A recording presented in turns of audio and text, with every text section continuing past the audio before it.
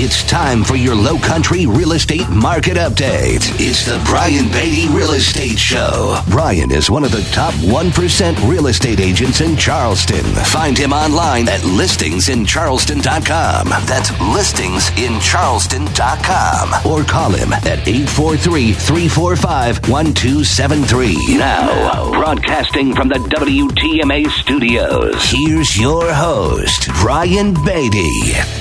Welcome back, Charleston, to another edition of the Brian Beatty Real Estate Show here on the Big Talker, 1250 WTMA. I'm your host, Brian Beatty, and thanks for joining me this morning as we talk about housing here in the Low Country. We've got a lot to cover this morning. I do want to tell you that I am in the studio taking your calls today, so if you have a question, comment, something you'd like to discuss about real estate, feel free to call me here in the studio. The number here is 843-556-1250. That's 843-556-1250. And if you'd like to reach out to me personally, you're thinking about buying, selling, investing in real estate. Of course, I do also sell real estate aside from doing this show. I've been doing so for 10 years, about 1,000 transactions under my belt. If I can help you with that, feel free to give me a call personally. My cell phone number is 843-345-1273. That's 345-1273. Or you can go to my website, listingsincharleston.com. That's listingsincharleston.com. Remember, we're still doing that 2.4% commission to sell your house this year, 2.4% listing commission. And we also have the preferred lender that will pay up to $5,000 of closing costs for the buyer for your home or for you when you buy a home. So a bunch of different ways to save money by working with my team. Let me tell you very quickly what I want to cover this weekend, and then we have a guest on the line that's very patiently waiting.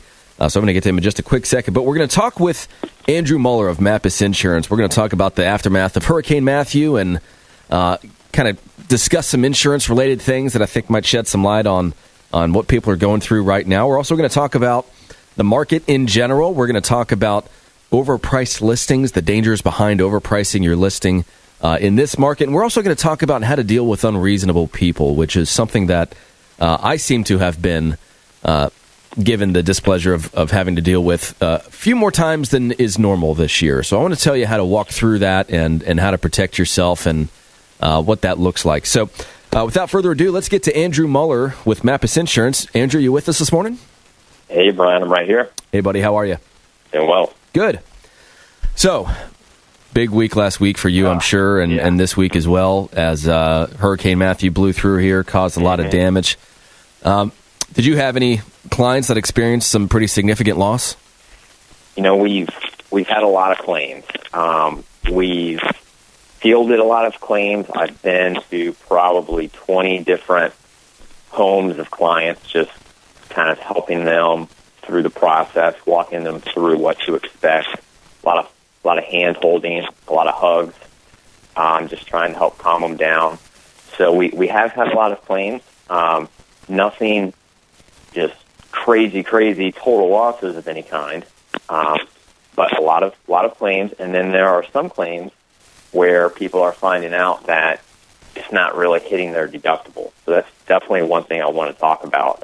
But first and foremost, I just want to say, my heart and our agency's heart goes out to everyone out there affected by Hurricane Matthew and that are still being affected, and certainly those up in the Florence area and coming down the rivers in that area that are going to experience some more flooding due to the river flooding coming down from North Carolina. So it's still certainly not over for everyone.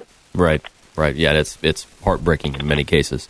Walk me through the process of filing a claim. Let's say that, I told you that I had some minor damage to my house. I mean, I had a tree fall down in the backyard, and I did have some water that kind of, I guess, blew in to my family room from some sliding glass doors that I have that lead out to my deck, which warped the flooring, and so I'm going to have probably 2 or 3 boxes of flooring ordered and replaced, and a few other minor things here or there, but it certainly didn't meet my deductible. So talk to people a little bit about what that process looks like.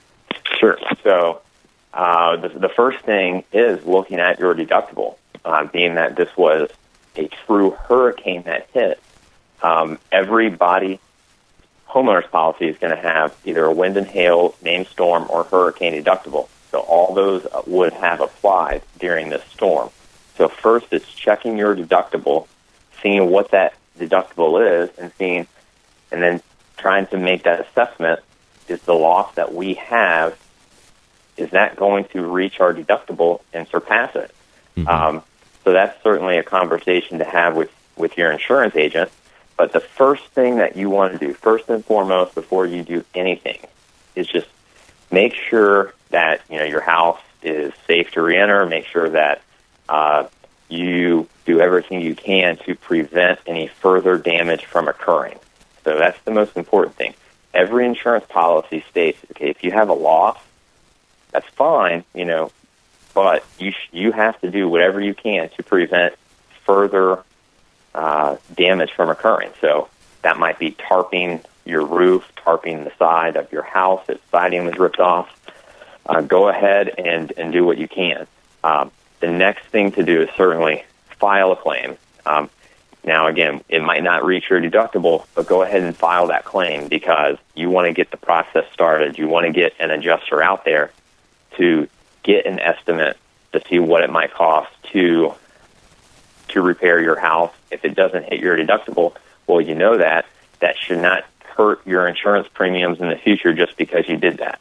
So you can certainly reach out to the carrier, file that claim, get an adjuster out there, to get that process started, because you've got to imagine there are thousands of people that were affected by the storm, and so that means thousands of people reaching out to their companies, thousands of people having to wait for adjusters. So just because you file a claim, it could be a couple of days before the adjuster can even get there. Yeah, so I was going to ask, how long does it usually take from the time that you call and file a claim until the day that you find out, yes, I have coverage, and because I do, here's how much I'm going to get?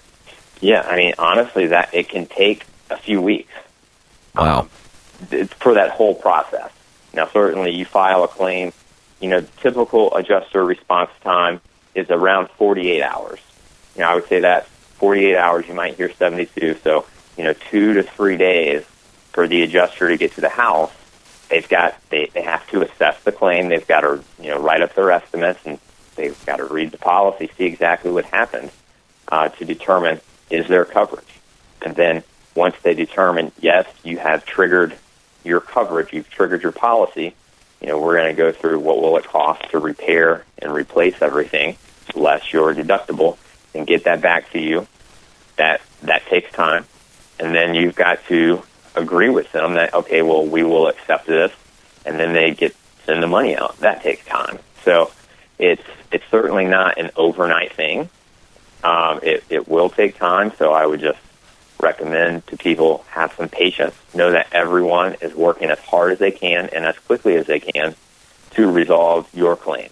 Now, I know as an individual, your claim is the absolute most important because it's your claim. You're having to deal with it. But, these adjusters, they have 30, 40, 50 claims that they're managing at one time, and they're doing the best that they can. So another thing is, reach out to your insurance agent, making sure that they number one, know about the claim so they can help advocate for you. They might be able to speed up the process. I know that just this week I had to get involved on a claim.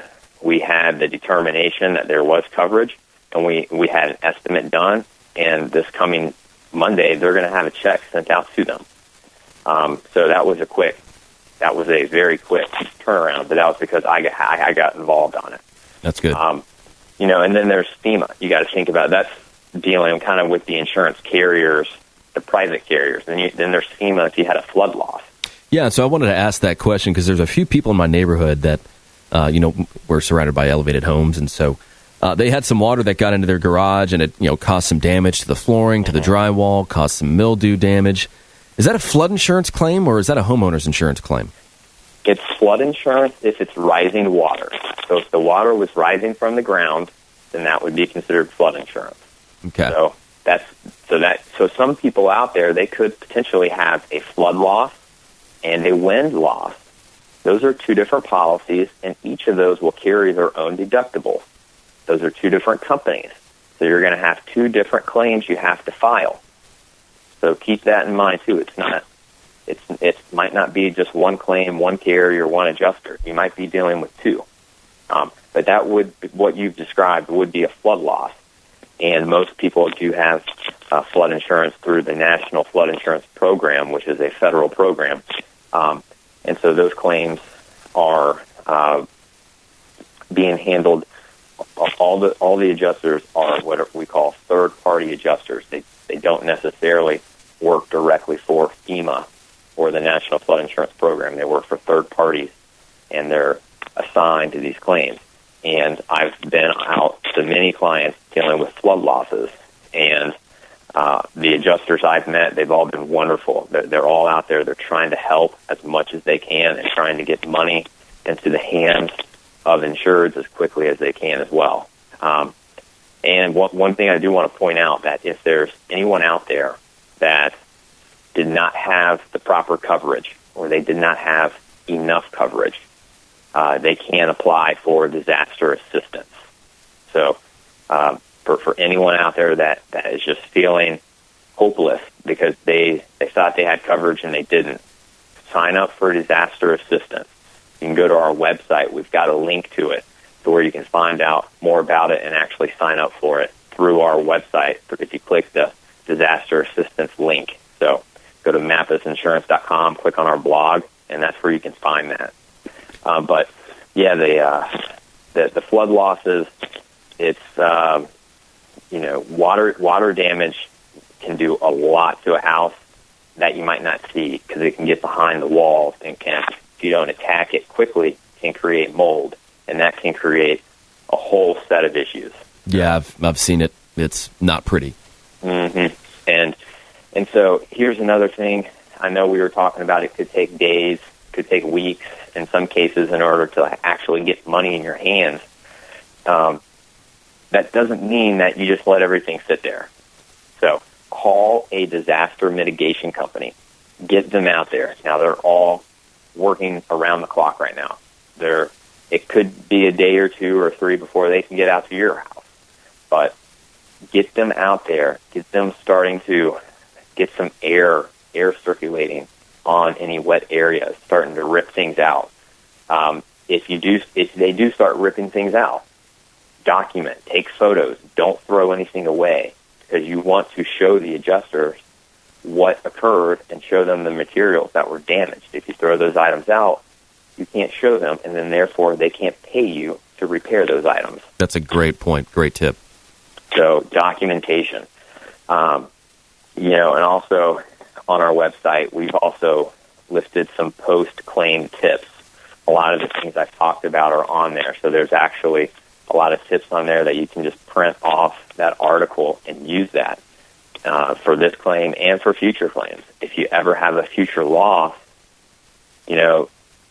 if you can be prepared for it as much as possible, it's going to make your life so much easier through that process and create a lot less headaches. So that's great. It's super important just to be as prepared as you can for claims. They're very unexpected. You don't know when they're going to happen or where, how bad they're going to be. But the more you can be prepared, the more easier it is going to be for your entire family. Well, we're talking with Andrew Muller, and Andrew, as always, we really appreciate you coming on the program and sharing your insight with us, helping educate us on this particular subject. And so, if people want to reach out to you personally, how do they do that? Sure. So they can call our office, and it's 843-763-4200, and you can also reach out to us from our website, which is Mappus, MAPPUS insurance.com. We have a lot of great articles related to claims, post-claims, pre-claim, what you can do, disaster assistance, all of this stuff that's very important right now to everybody. We've got a lot of information all in one area, so you don't have to go to 10 different websites to find all this. We've got it all right on our website. Perfect. Well, thanks again, Andrew, and enjoy the rest of your weekend. When we come back, we're going to talk about how to deal with unreasonable people in a real estate market, whether it's a buyer or a seller or maybe even another agent. So stick around. We've got all that and more as the Brian Beatty Real Estate Show continues here on the Big Talker 1250 WTMA. Have a real estate question? Ask Brian Beatty. Send him an email, lowcountryhomesales@gmail.com. The Brian Beatty Real Estate Show is on 1250 WTMA. Now, the Brian Beatty Real Estate Show continues on Charleston's Big Talker, 1250 WTMA. Welcome back, Charleston. Thanks again for tuning in to the Brian Beatty Real Estate Show here on the Big Talker, 1250 WTMA. We just got off the phone with Andrew Muller of Mappus Insurance talking about the aftermath of Hurricane Matthew, and it's very unfortunate for a lot of people. A lot of us got really lucky, myself included. But switching gears, I want to talk about something that just seems to have been something that's come up more often this year than it has in recent years. When the market was really slow, when we experienced the downturn, a lot of people were very frustrated. A lot of people were very emotional. A lot of people were losing their shirts. I mean, their equity was non-existent. They owed more than their home was worth. It was a bad time for a lot of bad people. And so when that happens, it usually creates a very emotional exchange for that buyer or seller, most of the time between their agent. And sometimes, us as agents kind of have to, we wear a bunch of different hats as a real estate agent, whether it be an advisor or a consultant or a taxi cab driver to show them a bunch of homes, or a psychologist, or you know what I mean. You get where I'm going with that. But what I want to talk about right now is just dealing with people when they become unreasonable.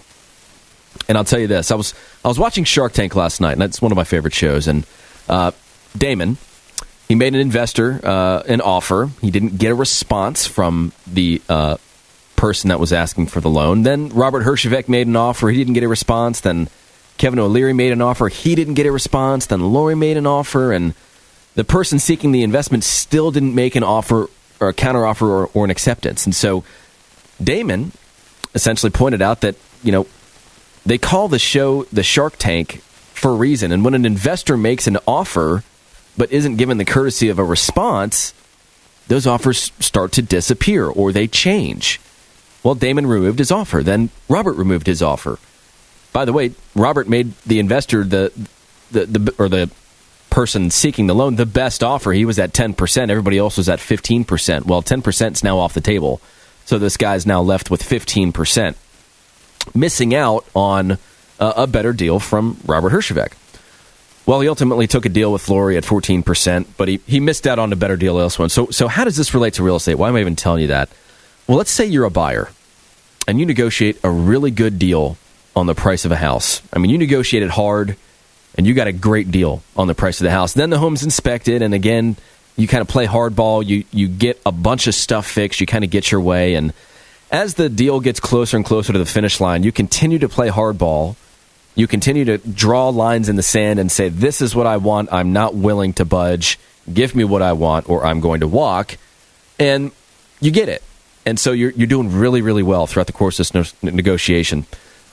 The one thing I want to tell you is that, first of all, there is nothing wrong with negotiating like that. Or if you have the understanding of a seller's situation, they have to sell, their back's up against a wall.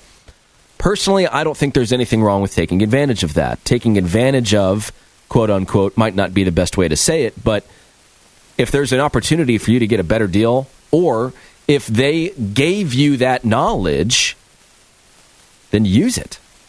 But when you start taking advantage of a seller's situation for your benefit, which again, there's nothing wrong with that, you're setting yourself up for a severe amount of backlash from the seller if there's any sort of bump in the road. So let's say the lender needs more time to close your loan, so they need to do an extension to the closing date. Well, the seller doesn't have to agree with that. I mean, they more than likely will because they want to sell the home. It's been off the market for several weeks, maybe even a few months while we get to the closing table. But then you go back to them after having gotten everything you've asked for and say, hey, now I need a favor. I need you to extend this closing date because I can't close in time. Well, the seller doesn't have to agree to that. He could say, sorry, you're out of luck. And then you've got an earnest money dispute. Or he could say something like, well, yeah, I'll agree to extend your closing date, but you're going to have to pay me a per diem fee. You don't have to pay me $100 a day or $150 a day. I mean, new construction communities do that, by the way. So the point I'm telling you that is that if you constantly kind of stick it to somebody and you play hardball every step of the way, you just need to understand that the seller is going to become equally opportunistic when the tables turn and they have the ability to control some sort of decision. And so I said, how do you deal with unreasonable people in this industry? Well, I think it's obviously very case-by-case specific. I will tell you this. I put a property under contract, I think about 2 weeks ago. Previously on the market for a long time, hadn't sold. We put it under contract for a pretty good price. Home inspection comes around. The buyer's not happy with the results of the home inspection. I saw the report. It was nothing crazy. Yeah, there were some things on there that needed to be addressed, and some of them were kind of costly, talking about stuff like a roof and some plumbing issues and a few other things here and there. But here's what the buyer wanted. The buyer wanted $100,000 off of the price of the house, and then he wanted $25,000 for his trouble. He wanted $125,000 off the price of a $500,000 house. Well, I think you can probably bet how the seller that I represent reacted to that. So, long story short, we just ended up getting that guy out of the deal. We released him from the contract. No point whatsoever in trying to even negotiate or talk to a guy like that. In fact, by the way, it took 2 days to get that release, and it seems like every hour his offer to the seller got worse and worse. I think first it was at 50 and then 75 and then 100 and then it got to 125. It just became ridiculous, unreasonable. There's just not much you can do in those situations. Now, there was another deal that I had that unfortunately fell through, and it was a good deal. They should have done the deal, but sometimes, and again, I represented the seller on this, was a nice, expensive home in Mount Pleasant, and we were under contract for quite a while. We agreed to give the buyer some time while they were going to sell their home. They did put their home under contract. They were scheduled to sell their home, and the buyer wanted to close on my client's home on the same day that they closed on their home. That way that the buyer for my client's home could sell their home and then buy this home and then move in and have there be no issue whatsoever. Well, my seller didn't agree to that in the contract. The contract said that once the buyers sold their home, they would close in 30 days on our home. My client didn't want to run the risk of packing up a 3,600 square foot home and putting everything in boxes and getting moving companies involved and finding a rental property only to find out that the deal falls through at the last minute, and then he's out thousands and thousands and thousands of dollars. Well, the buyer would not budge. They demanded that they close on the same day that they sold their home, which we did not agree to in the contract. And so things got a little heated. We ended up putting it in front of both closing attorneys because both the buyer and the seller had different attorneys representing them at closing, which is, frankly, one of the best things that they're there for. And I do suggest that if you're going to buy or sell a home, that you get a different closing attorney from the other person. If there's any sort of dispute and one attorney represents both the buyer and the seller, they can't help you. They can't represent one party over the other. So we put it in front of the attorney, and basically the buyer for my client's home walked away from $10,000. Costly mistake. But in that instance, we put our foot down. We said, no, we're not going to be pushed around. We're not going to be bullied. I know what you want, but we're not willing to give it to you, and the contract says otherwise. We knew we had that leg to stand on. We knew that there was a lot of earnest money at risk, and we won. We got what was fair, and I say we win. We didn't win. We wanted to sell the house. We had a perfect opportunity to sell the house. They had a perfect opportunity to buy the house. It just didn't work out. But then there are some people that at times just become entirely unreasonable. I will never forget the first deal that I had that was really a big challenge. It was a short sale that a guy was buying several years ago. This was like 2009, maybe even 2008. But anyways, the day before closing, the buyer walks through the property, and we had been under contract for months and months and months negotiating a short sale. He walks through and he says, hey, what's up with all these things that I'm seeing that didn't get repaired? I said, well, when we did the home inspection and we sent in our repair proposal, it was only for the major things because the seller had a very limited amount of money. It was a short sale. They didn't have funds to repair the home. And so we got some of those things fixed, which was all agreed upon. It was in writing.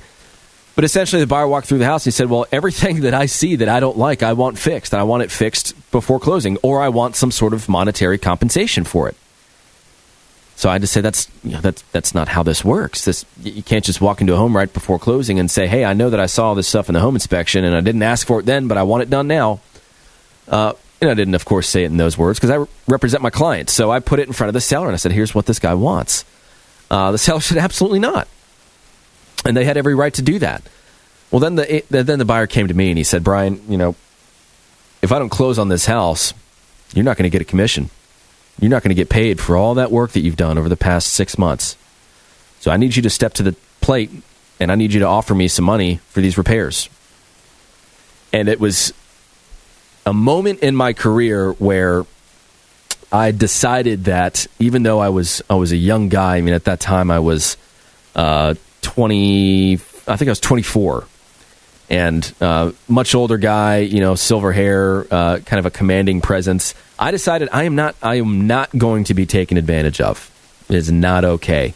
So I remember very specifically looking at him and saying, if you don't purchase this home, then the agent has the right to sue you for his commission. The seller has a right to sue you for performance of contract, and you're probably going to lose the $20,000 in earnest money that you put up.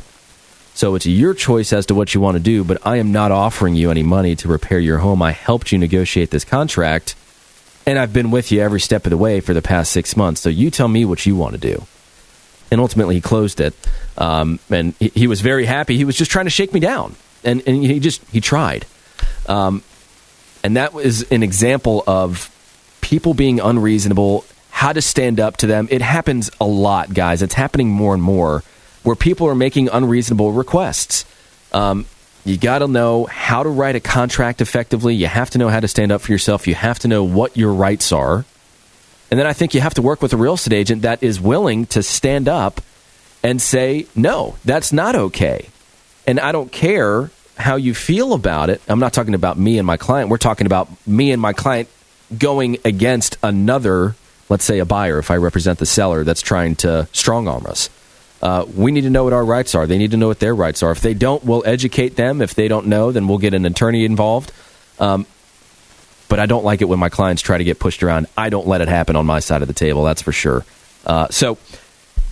Anyways, sorry, kind of a heavy topic after talking about Hurricane Matthew. But when we come back, we're going to talk about the market in general. We're going to talk about what's going on in our market, talk about some shifts that I'm starting to see. All that and more. If you'd like to reach out to me personally, you want to talk real estate, I'm in the studio. 843-556-1250 is the number here. 843-556-1250. Stick around. This is the Brian Beatty Real Estate Show on the Big Talker 1250 WTMA. Find Brian Beatty online at listingsincharleston.com. The Brian Beatty Real Estate Show continues next on the Big Talker 1250 WTMA.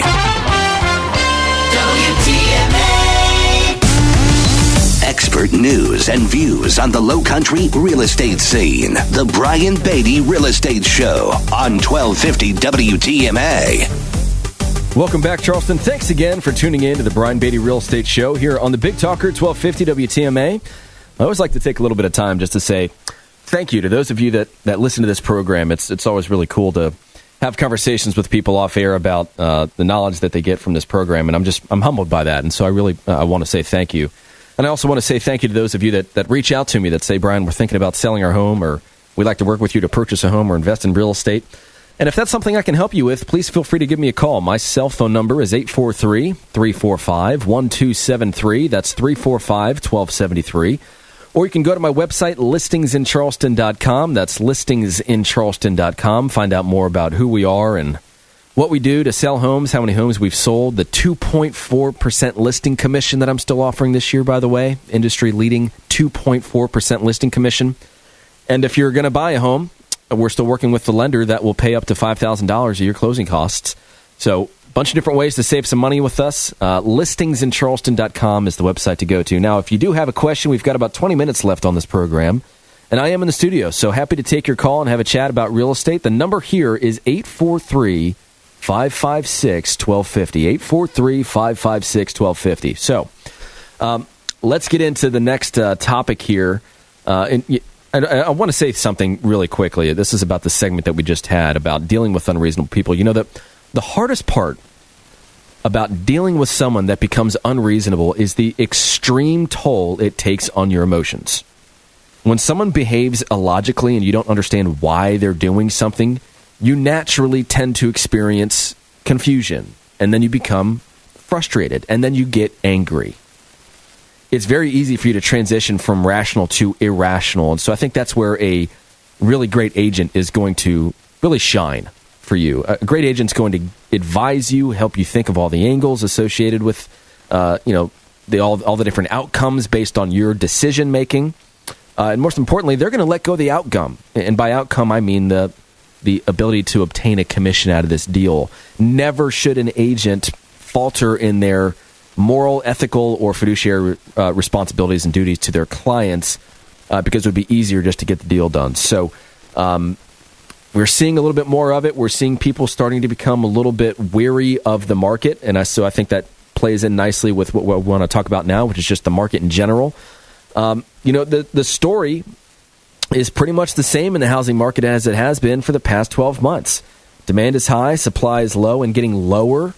Interest rates are steady. They're incredibly low. I think that finding homeowners that are going to be motivated enough to sell their home is really going to be one of the key things that we're going to be talking about between now and probably the end of the year next year. You know, it's interesting. When interest rates are really low, people tend to want to refinance their house rather than sell it.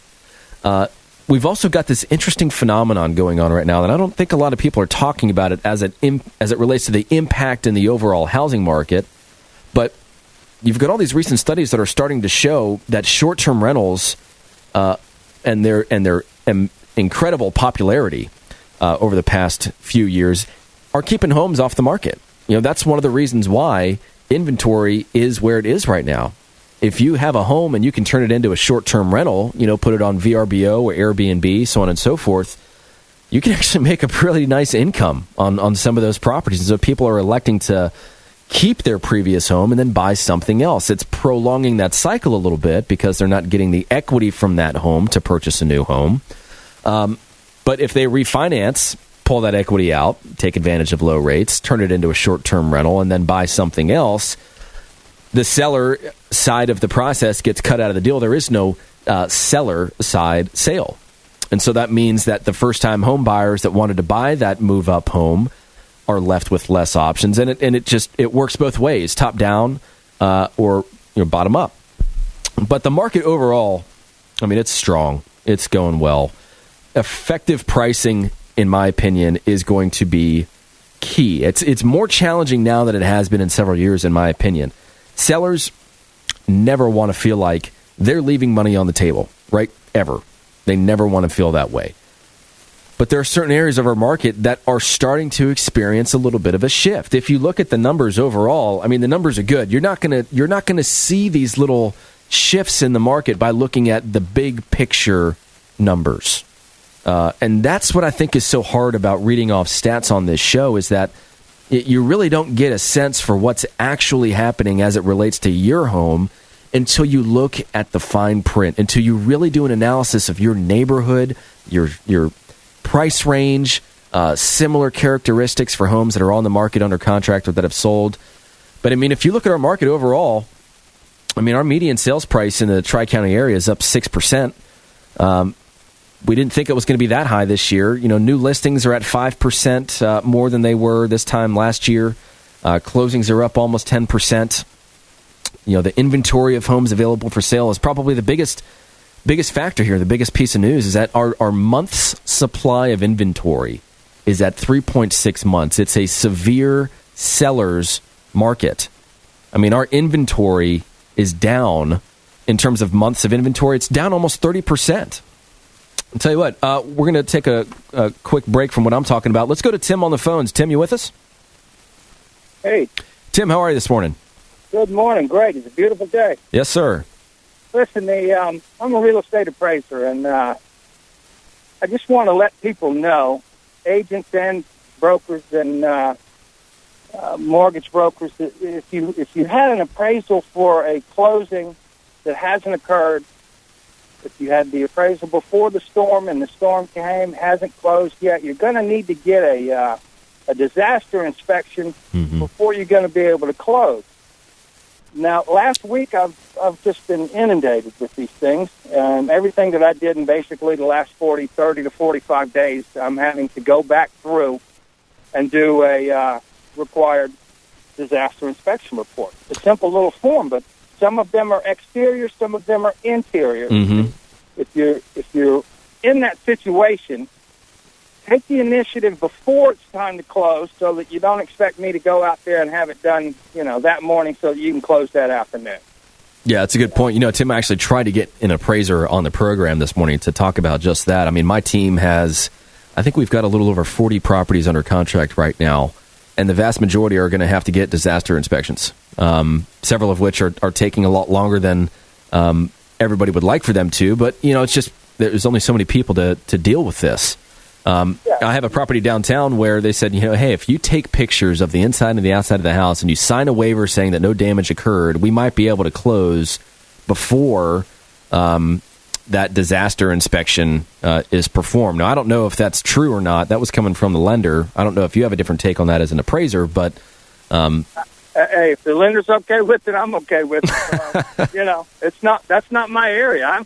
All I'm doing is going out there, and then I sign a statement that says there is or there is not any damage. If there is damage, I do a cost of cure on it, and fortunately, I've only seen very minor damage all last week, but I did like 18 of these things, and then I have, that pushes back all of the appraisals that I'm already working on and trying to get done, and, it's not profitable for me to do these things, but they have to be done, and if I have some forewarning, I can group some together and go do, 4 or 5 in West Ashley and 3 downtown and so forth, but if you wait until the last day, you're going to have to push your closing back, and everybody knows then you got to do all of the things that you have to do over again because your closing date has changed. And so, help us help you. And think about that before it's time to close. Yeah. And, hey, Tim, just out of curiosity, who's paying for this? Who's paying for your time to do this? I don't know. I get paid from the bank. I don't know if they're charging the customer for that or not. I haven't seen it on a settlement statement, so I don't know. I don't know the answer to that question, but that's interesting. Maybe insurance thing that the banks have. I don't know. Okay, interesting. Yeah. Well, Tim, I really appreciate you calling in. Enjoy the rest of your weekend. Hillman Appraisal. Anytime you have any questions, I'll be glad to discuss situations with you anytime. Hillman Appraisal. I'll get your information from John after the show. All right. All right, very good. Thanks, Tim. All right, so let me, let's take one more break. We'll come back. We'll talk about the market. We'll dive into that a little bit more. We'll talk about some of the overpriced listings that I'm seeing. A few minutes left on the program, so if you want to give us a call, the number here is 843-556-1250. Of course, you can contact me at listingsincharleston.com with your real estate questions and needs. So stick around. This is the Brian Beatty Real Estate Show on the Big Talker 1250 WTMA.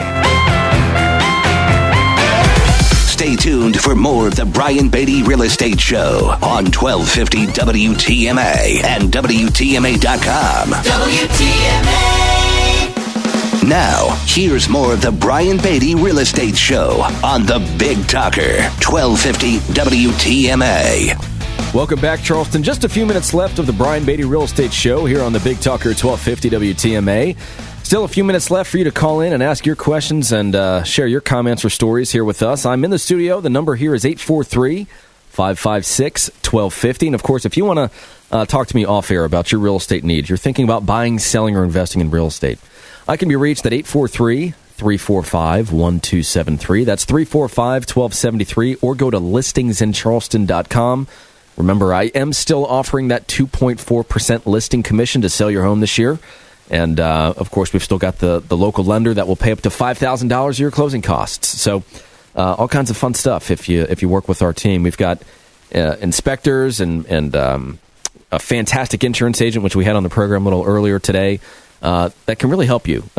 We've really kind of created what I call the dream team. So would love the opportunity to talk with you about earning your business, but let's get back into the swing of things. Let's talk about the market and about overpriced listings. Well, we've got maybe, 5 minutes left. So as I was mentioning before we took a break, really the big story here in our market continues to be inventory and lack thereof. I was looking at a line graph of the month's supply of inventory, which is kind of what we use as real estate agents to measure the health of a real estate market. The more months supply of inventory we have, of course, it becomes a buyer's market.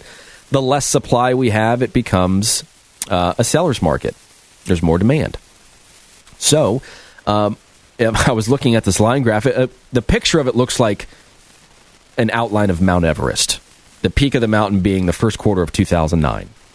And we almost had, I think, 18 months worth of inventory in 2009. You know how much we have now? 3.6, 3.5, in some areas even less. I mean, that is an incredibly low amount of inventory. So we're still seeing multiple offer situations. We're still seeing prices rising. And I think that because of the market and the current state of it, it's challenging to effectively price a home. As I was saying right before we took a break, nobody wants to leave money on the table. Everybody wants to get as much as they can for their home, and they want to sell it in a reasonable amount of time. But it's hard to price a property in this market. And I'll tell you that, as I was mentioning earlier, the overall market stats do not tell you the clear picture of what's happening in the market as it relates to your house. And here's why. Obviously, we know Mount Pleasant is a very hot market right now. Right? Right. Great. Glad we can agree. I have a listing that we ended up changing the price on this week. He was at $709. We changed it to $699, and here's why. We were looking at his market. It's a hot market. It's a good market, but he was at $709, and so I did a study. I looked at several things between. I did two different price ranges: $650,000 to $699,900, and then I did $700,000 to $750,000. And here's what I found. If I looked at the number of showings per listing, 650 to 700 was getting almost 5 showings per month. The 700 to 750 was only getting 3 per month. 650 to 700,000 only had 21 listings available for sale. The 700 to 750 had 25 for sale. The days on market for a $650 to $700,000 home was 32 days. 700 to 750,000, 158 days. Month supply of inventory, 650 to 700,000, a little over 5 months. The month supply of inventory for 700 to 750,000 was almost 9 months. That's almost a buyer's market. And so it was incredible to me how much things had changed between just that $10,000 spread. Well, we put them in a lower price range, and boom, already we've got the activity. And so I think that's one of the things that I really want to hone in on, is the fact that pricing is you have to be careful with pricing. Everybody would like to take advantage of the seller's market. But if you have to look at the 5 indicators that I look at and that I go over with my clients every week, and those are days on market, inventory, sales price, number of sales, and interest rates. We have to get a good gauge on what's going on in your specific submarket. And I'm telling you that in some areas, we're starting to see the shift already occur. And so I just want you to use a little caution. If you're going to sell your house and you're going to interview multiple agents, be wary of the agent that gives you the highest price. I'm not here to tell you that they're lying. That would not be fair to anybody. But what I do want you to do is to challenge them to show you how they arrived at that price, support it with data, and then you need to walk away from that meeting feeling impressed about that agent's knowledge of your market. If it's one of those deals where the agent walks in and you hire the first person you meet and they just kind of shoot from the hip with regard to price, yeah, you're probably looking at about $600. Sounds good to me. Okay, let's do it. Let's sell a house. You just need to be more careful in that. I think it really requires an in-depth discussion. And the most exciting part about this is that this is the best opportunity we have had as a seller in a long time to sell your home for the most money possible. The market conditions are in your favor, but you can't just put the home on the MLS and hope that it sells. In fact, you might get it to sell, but you need to hire an agent that really knows how to get the job done. And if that's something I can do for you, would love the opportunity to talk more about it. I can be reached at 843-345-1273. Or you can go to my website, listingsincharleston.com. Thanks a lot for tuning in, Charleston. Enjoy the rest of your weekend, and thanks for listening to the Brian Beatty Real Estate Show on the Big Talker 1250 WTMA. Join us for another edition of the Brian Beatty Real Estate Show next Saturday morning at 9 and Sunday morning at 10. Contact Brian Beatty online at listingsincharleston.com. That's listingsincharleston.com. Or call him at 843-345-1273. 843-345-1273.